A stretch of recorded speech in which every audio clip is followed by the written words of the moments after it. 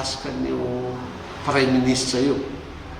raha misy angamba ny olona nanao antsoantso tsy nankasitraka ary tsy nankatoa amin'ny fanenjenan'ny prime ministre io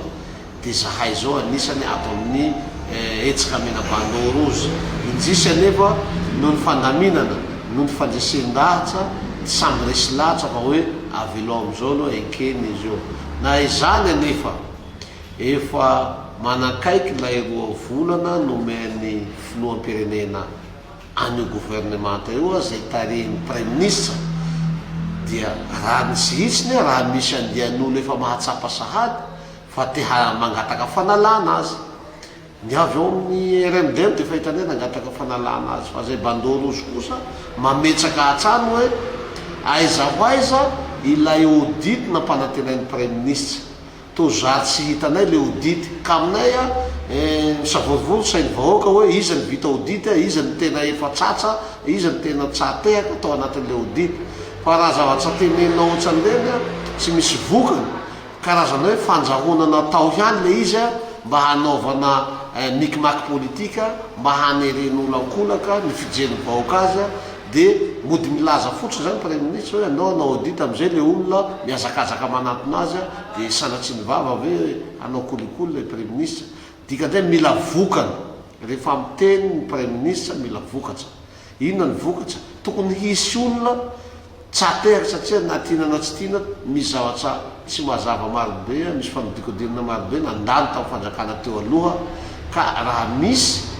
raha tena nisy tokoa lay audit tokony nisy voka fa mandraky ty androany aloha ny Bandeau Rouge tsy mahita hoe ino vokatsy n'ilay audit ny jajajajain'ny prime ministre sa resaka populisme foana le izy fa tsy asa atao zay aloha eto mbola tsy mangataka hoe ary tsy manery ny filoha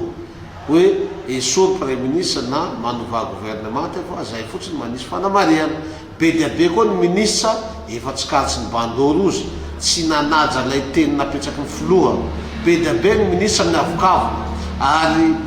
atoato ny Bandeau Rouge hampitsikafona an'ireny ministre reny le ministre miavokavona reny le ministre efa mahabe resaka sady tsy mahay ny asany no miavokavo ministre sasany moa mbola tsy olazaina ny anarany fa na mandalo kely eo amin'ny salle d'audience izy na miarahaba ny olo ao anatin'ny salle d'audience tsy ataony